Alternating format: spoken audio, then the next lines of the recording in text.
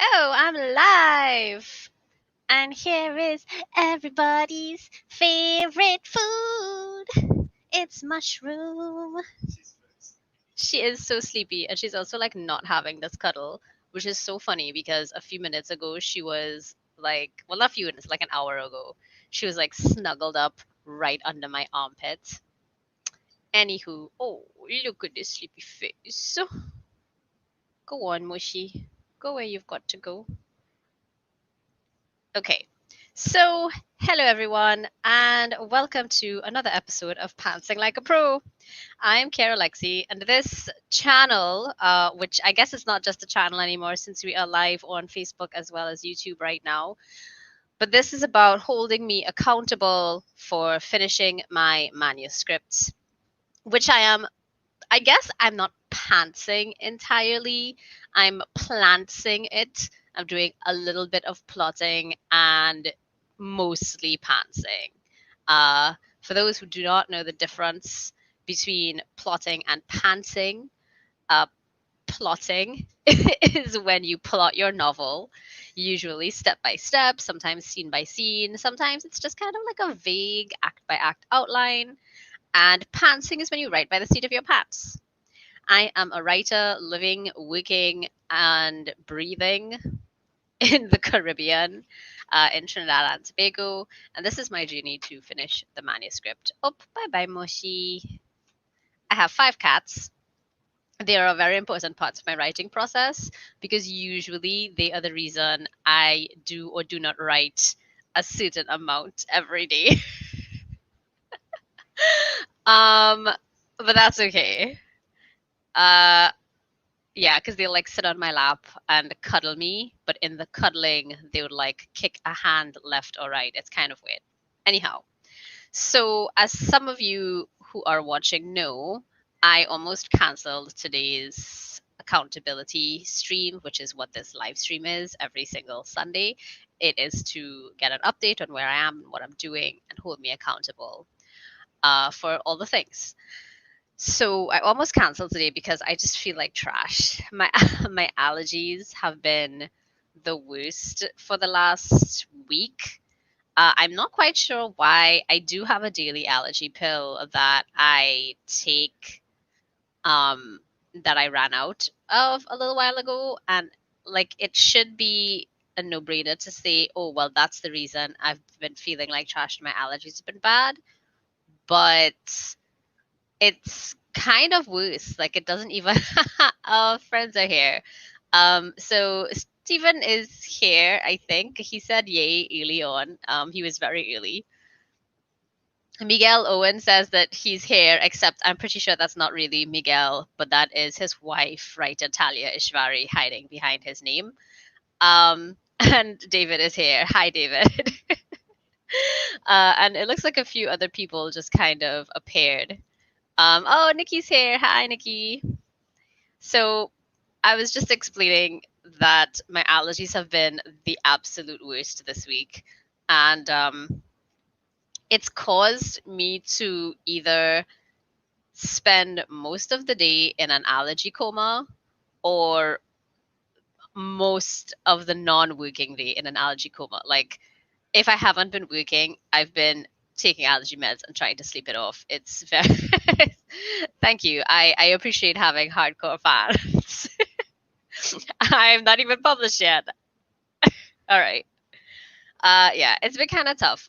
Work has also been really tough this week. To give you an idea of how difficult work has been, yesterday, because today's Sunday, so yesterday, after all of my classes were finished and I had my allergy nap, I woke up and I tried to do some work, but I was so brain dead, I didn't actually get anything done. And I looked at the time and I felt bad because I didn't do any writing for myself. I didn't do any writing for work. I didn't do any reading for work. I didn't do any reading for my critique partners. Like I basically just zoned out and I don't even remember what I watched. I think I watched something on Netflix. Maybe it was a Ghibli film. I don't remember. But I just felt so bad. And I looked at the time and I went, oh my gosh, no, I have to go to bed. I have to go to bed because I'm gonna have work at 8 a.m. and if I don't sleep, I'm gonna be even crappier tomorrow. And then I remembered that I didn't have any work today, and I was so relieved that I cried. Not like ugly cry, but there were tears, and I had to wipe those tears off my face. And that's the kind of week it's been. Uh, so I almost canceled today because it's just been so much happening this week in terms of like work and not writing or some writing.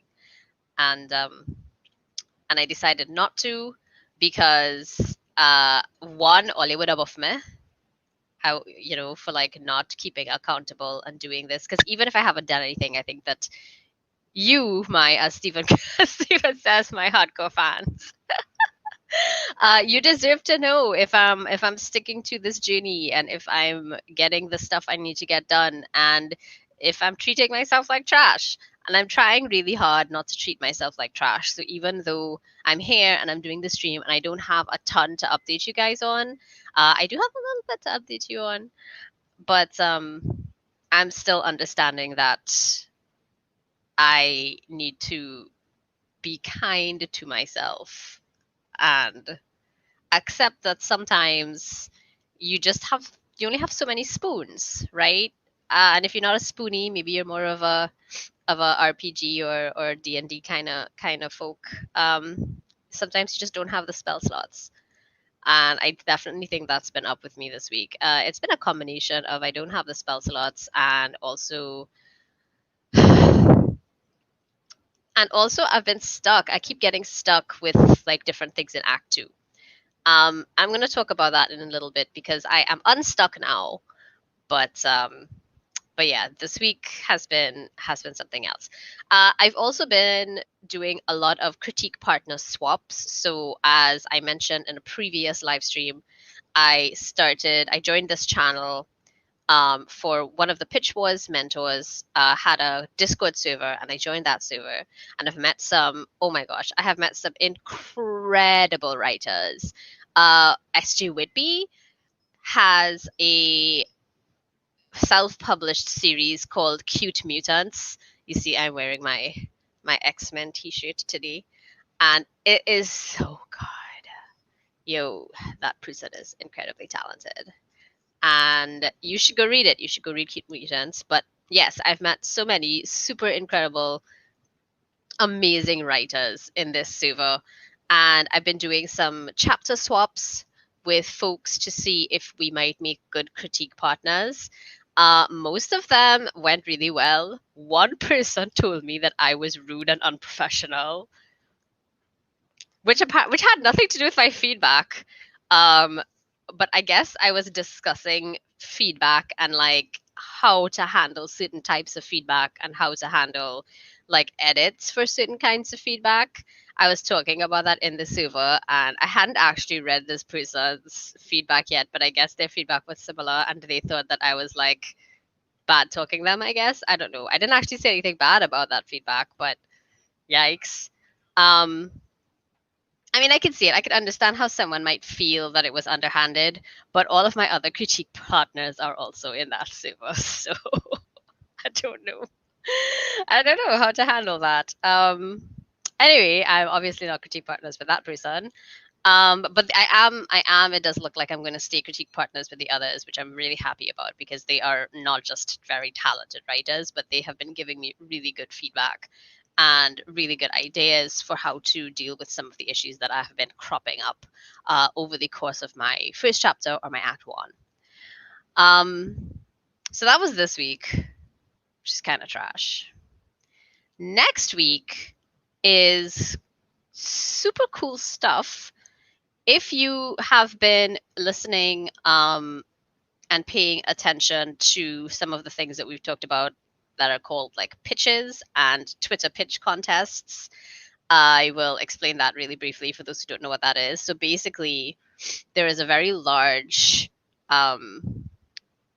publishing and book and writing community on Twitter, and several groups have come together to create Twitter pitch contests where you get to pitch your book in however many characters you have on Twitter now. I guess it's 280 characters, I think.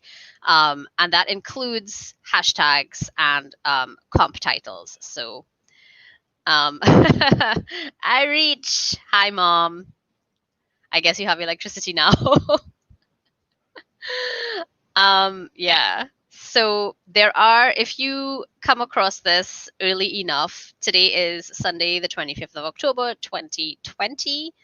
Tomorrow, Monday, the 26th of October, 2020, is DV Pit Day 1. DV Pit Day 1 stands for Diversity Pitch. So if you are an author who is not represented in mainstream fiction, or you are, traditionally you've been marginalized, your voice has been marginalized, that's usually people of color and LGBTQ people and people who intersect with those, among other things. So yeah, if you are a marginalized voice, then DV Pit is the place for you. Day 1, sorry for the sniffles, I'm still dealing with these allergies, I apologize. Day 1 is for young adults, teen and younger, like kidlit. And day 2 is Tuesday, and that's for adult fiction. So your pitch is, your 1 or 2 line pitch that has your character, oomph of character background, your stakes, your conflict. And I guess that's the main stuff that you need to have in a pitch. I am not a pitch expert, obviously. This is my first time trying to do like pitches and stuff. So, to give you an example, even though my work is not yet ready to pitch, I have been working on it so that once I am ready, I have a pitch that is good. So I've been workshopping it with folks both in this server and there was an event called pre-DV, so pre-DV Pit, and it was an opportunity for people from all over, whether or not you're participating in the pitch contests coming up on Monday and Tuesday. It's an opportunity to workshop your pitch. So, for example, my 2 comps, my comp titles, the books that or movies or series or whatever I'm comparing my work to, Scott Pilgrim and Pacific Rim. My hashtags are POC for people of color, A for adult, F for fantasy. If I were doing DV Pit, it would be hashtag DV Pit. But I'm not, so it's probably going to be Pit Mad or something else that happens later. I don't know yet if I'll really be ready for Pit Mad. I think it's unlikely because I'm trying not to beat myself up when I don't write and just allow my brain the time to recoup. And then LGBT is also one of my hashtags because all of my characters are queer. And my pitch goes, in a world where Obia-powered monster slayers are celebrities, 21-year-old Junie craves stardom. But the price of fame is celebrity indentureship. No big deal until they try to hijack her mind too. I like it. I think it's pretty good. Most people think it's an interesting pitch. Some people are here or there on like the Obia powered part because most people don't know what that is. And because it's already it's a hashtag F, so they know it's fantasy. It may not be necessary, and maybe I could use those words to better effect with something else. Anyway, so if you do have a finished manuscript that is ready to query, then you should look into the 3 days of pitch contests that are coming up, because DV Pit Day 1 and 2 is Monday and Tuesday, but then on Thursday there is a picture book pitch, so PB pitch for picture books, obviously, and then there's Pit Dark. So if your book has a dark theme or a dark, dark content, etc., you can pitch at Pit Dark. There are a lot of others. There's SFF, there's Pit Mad, there's Kiss Pitch, there's Faith Pitch, there's a bunch, and there's some new ones cropping up. But I do have a calendar, a Google Calendar. It is public, and if you message me somewhere, I guess I don't know. Can you message people on YouTube? I don't know. If you watch this at some point, comment, and if you want the calendar link, and I'll send it to you somehow. But it is a public calendar, and I update it every couple weeks. So if it's something that you think you might be interested in, whether pitch contests or um, I have more than just Twitter pitch contests and Twitter events on there. So, it's really useful. I've already got like a bunch of people who've added it to their Google Cals. So let's see what else is happening. Do do do do do do do. I've been watching Julie, and I know some of you have met Julie. They were my first ever interviewee on this channel slash on this live stream, because I don't think it counts as a channel on Facebook, right? Like it's only channels or a YouTube I don't know. Whatever. But Julie was my first ever interviewee, and they and I spoke a lot about their writing process, because Julie is such a plotter where I am mostly a pantser. and And I've been watching Julie's Preptober videos, which come out every Saturday. Well, Julie's NaNoWriMo videos, which come out every Saturday. So their last video will be for Preptober, will be out next weekend, obviously, because it's the last weekend of October. And I believe they're going to continue doing videos every weekend until the end of NaNoWriMo. So, hi, Caleb. Caleb has appeared. A wild Caleb. Okay. And some other dude, I don't know, who says Google OK Video Live. I don't know. Anyway, so I was watching Julie's video from yesterday, and they plan down to like the tiniest details, like what coffee or tea or how their characters take. I will link to Julie's videos afterward, but if you take a look at my playlists on this YouTube thingy, the YouTube channel, I actually have a playlist of Julie's NaNoWriMo prep videos. So I think the only one missing is yesterday's. I can't remember if I actually already put yesterday's video on the playlist, but I will. So you should absolutely 100% take a look at that. But so Julie plans everything down to these tiny details, and my mind is blown. My mind is so blown watching their videos. Like the difference is it's like chalk and cheese. So Julie, thinks of what would their characters, how would they take their coffee? What would their characters do, like in the shower? How would they dress if they were in like our today modern day time stuff, as opposed to the world that they've built? Ugh, I'm getting used to the different pronouns. I apologize if I keep mixing it up. But I am very insistent that I start getting this right.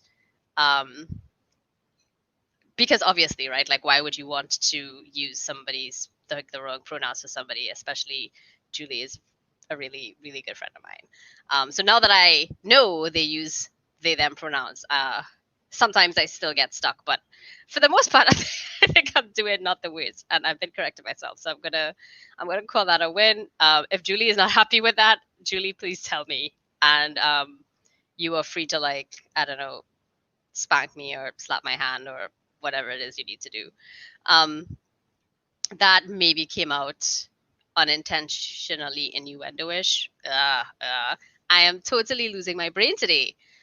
Okay, anywho, so Julie's videos are talking about the really, really like tiny details that they plan for their characters. And I thought that was so crazy, especially because I've been doing the opposite and just kind of discovering what my characters discovering what my characters do, and discovering how my characters would react. And I do stick to, and I think that Julie does the same thing. I do stick to a very like, I do stick to a very clear kind of question that I ask. So I may not have all of the tiny details the way Julie does, you know, how they take their coffee, how they take their tea, but I think that I do stay very clear on what their motivations are and what their fears are. So, for example, Junie is, you know, her motivation is in her pitch. She craves stardom. And Junie is really about that life. Like she's she doesn't care. She doesn't care that she's had to sign away so many other privileges and that this is the kind of life that she's going to lead because she wants that stardom. Like she wants that fame. But then she also has this very hard line where she still wants to be herself and she doesn't want to be brainwashed or mind controlled, right? And on the flip side, Junie's parents, her family, Junie is an adult, but you know, especially if you're Caribbean, you know, being an adult does not mean that you stop being your parents' child. And they still tell you all sorts of things and they still have all sorts of kinds of control over your life and your decisions. And some of that is because it's power that you give them. And some of that is just that sometimes maybe you're still financially dependent on your parents, you know, stuff like that. In Judy's case, she's obviously not financially dependent on her parents anymore because she's got this whole contract. But she is afraid to ask her family for help in getting out of this situation. She's really determined to do it all on her own. And it's one of the like I guess it's kind of plot armorish because if she did ask her parents for help, this story might be over much sooner. I think there's definitely still be a lot of conflict, but it would be over sooner. And so, but it takes time before she finally decides that she's going to ask her mom, particularly her mom, for help. Um, and that is the thing.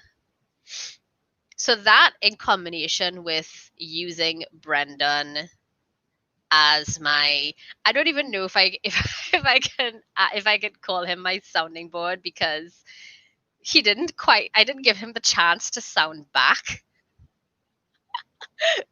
Poor Brandon. I asked him for help a few days ago when I realized I was stuck again. So I was stuck for a while. I figured it out. I wrote a bunch of scenes. I got my 2,500 words a day for a few days, and I wrote a bunch of stuff. And then I got stuck again. And I was like, what am I doing? This is wrong. I'm writing this stuff, but it's not what it should be. I called Brendan over in the middle of the night. It was like midnight or 11:30 or something. By the time I stopped talking at him, because there was definitely talking at him. Poor Brendan. I just he just sat right there, and I sat right here in my chair. And I was just talking to him about all of the stuff that's happening in my book right now. And I talked about a bunch of stuff, and I was like, "So what do you think?" And he was like, And then I went, "Oh, duh, you don't know what else happened before this thing that I just told you about." And so then I filled him in on everything else. Brendan hasn't read anything, by the way, because I was trying very hard to preserve Brendan as a beta reader so that he would be somebody who reads this with fresh eyes. Not gonna happen, obviously, but what do you do, right? So I basically he heard all of the book that I've written so far, and he heard all of like the behind the scenes crap that I am still figuring out. And he just sat there like this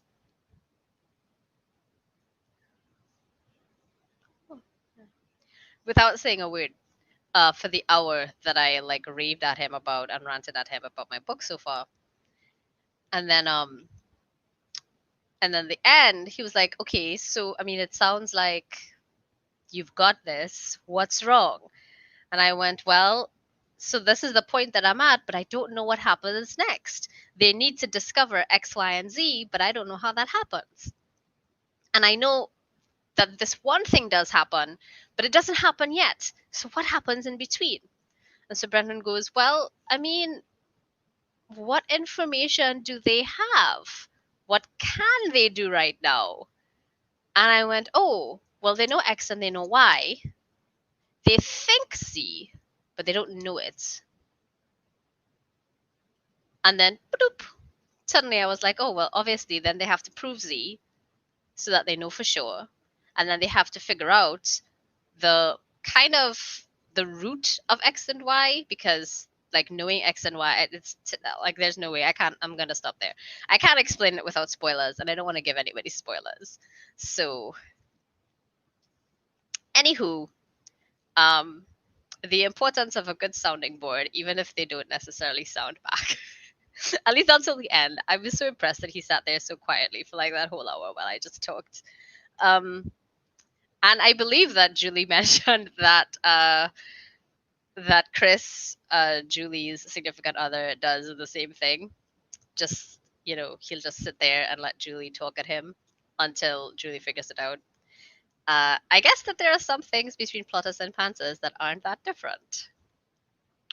So I think that that's about it. I'm very happy so far with where the story is at.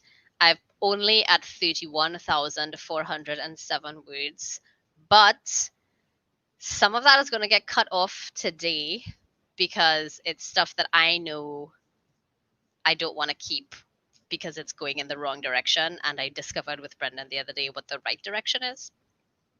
So I'm going to cut that out and rewrite it. On the bright side, even though I still feel kind of crappy, after this live stream every Sunday, I always end up with kind of a boost of inspiration, which may not take fruition tonight. It may take fruition tomorrow, but nevertheless, it will drive me to put the next 2,000 words on the page, and perhaps the next 6,000 words on the page. Who knows?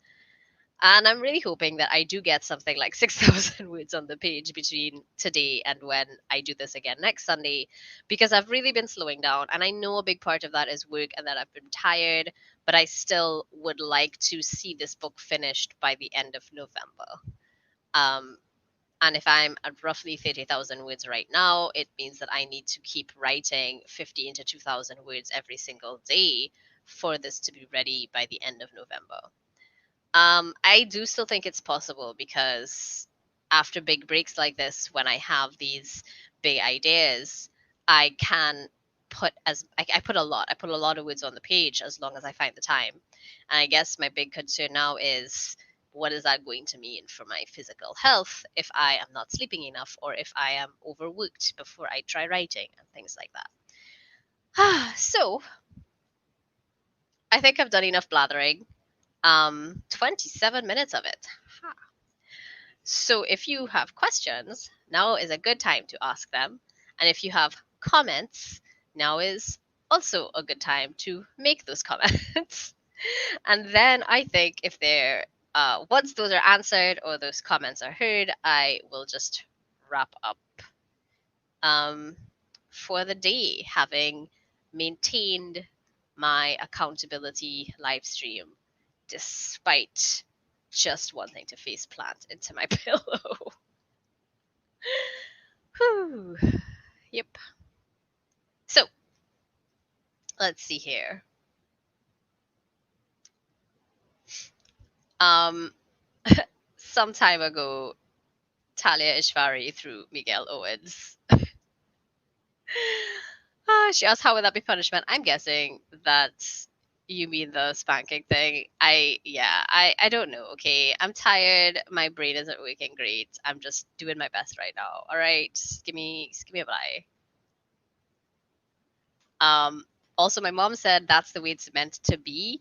I'm guessing this was a comment about parents and Caribbean parents. Um, Meh. Steven says, with all the scheduling, I hope you schedule in rest and relaxation time. I am not. I have not been scheduling rest and relaxation time. I should be. I really should be, but I have not been. My work schedule makes that very difficult.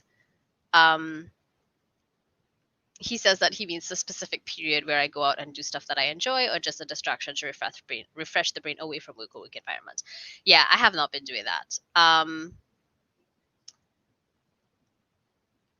I do have a coloring book and colored pencils, and that is kind of what I've been doing, except I've only done it once in like the last week and a half. So I guess I should pay closer attention to that. It does do well for me because the first time I did that, I colored for like half an hour and then I wrote 2,500 words. So you know what? Good call, Stephen. But I haven't really been scheduling that, not because I don't want to, but just because at this time of year, prioritizing my job becomes very important because there are a lot of other people depending on me to prioritize my work. And it is, it's not life and death, but it is like it does affect people's future in very real ways. So I do take that very seriously. And because so many of the people that I work with are in different time zones, some of them are 12 hours ahead of me, some of them are 14, 15, 16 hours ahead of me, some of them are just 1 hour or no, there is no time difference. But because of that wide range of things, um, of time zones, it means that work I have a very full workday, and that workday is not 8 hours, but more like 10 or 12 hours. Uh, and I do have big gaps in between, but because my allergies have been so trash, those gaps have not necessarily been filled with relaxation, but they've been filled with like allergy naps and or like catching up on the administrative part of my work instead of the face-to-face part. Um, Miguel Owen slash Talia says, either in a video or a convo, you once said that sometimes you need time to percolate the ideas. Could this downtime be used for that? Or is the mind fog overshadowing? I do need time for my ideas to percolate, which is why I think that even though I solved this problem with Brendan a few days ago, I haven't written anything yet. Yes, I've been tired, but I do also think that some of it is that the idea is still kind of working itself out. I will probably spend quite a bit of time next, like after I'm done here today, maybe just coloring in that coloring book for real and letting my brain do its thing and kind of do some active relaxation. Caleb wants to know, since I came late, did I miss the part about allergies already? Yeah, you did. Basically, I've been like a mess of allergies for the last week. It's not been pleasant. I actually spent a few hours today in in an allergy coma. I guess it's allergy nap. It's not really. I don't know. I do feel kind of like unresponsive to the world when I'm allergy sleeping though. Yeah. I was very impressed with myself that I got up in time to like get ready for this stream and like push through with it. So I am really proud of that. Ah, yes. So, any other questions or comments or queries or conundrums or concerns or complaints, I guess.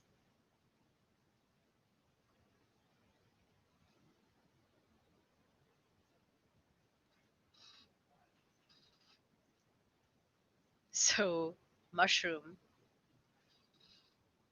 unlike last week, she is just passed out on the couch behind me.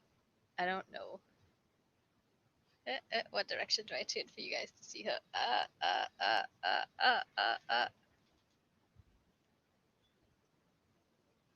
Yeah, you can barely see her. Oh well. She's being very adorable though. She's the sleepiest, mushiest girl. Okay. I'm not seeing any other questions pop up. I'm not seeing any other comments pop up. So I'm going to guess that that's it for today.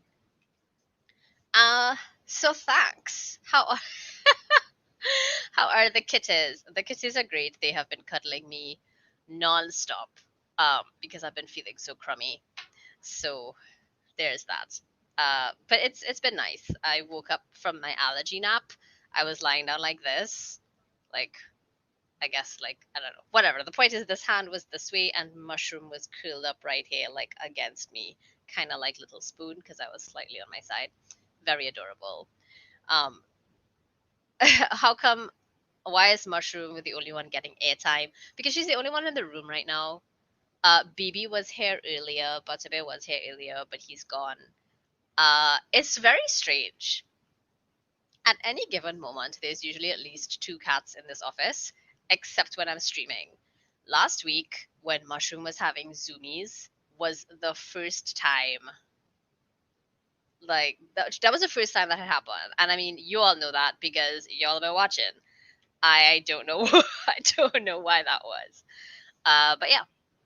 So, anywho, like I said, thank you all for listening today. I know that this was kind of a weird update because there wasn't much to update you on, and it was mostly me just talking about upcoming pitches and how kind of different I keep feeling like the plotting versus pantsing methodology is. I'd like to have somebody else who is maybe another pantser who pantses differently. I'd like to have someone else who to like talk about the way that Julie and I spoke about how Julie plots, but I pants, and I will figure out who that is. I don't know, but if you know somebody, tell me. Or if you are a plotter or a pantser or a planter and you want to chat about that live, tell me, and we can make that happen. Anywho, until then, thank you for putting up with me for the last 35 minutes. And thank you for continuing to come here every Sunday and keep holding me accountable and, all of the things that you folks have been doing, because I think that this has been one of the driving factors behind me maintaining this this goal and pushing forward for it and pushing to make it happen. I don't think that I could have done that, or that I would still be doing that, without the motivation that you all helped me to create in myself. So, thank you and bye. Let's click the button. Bye.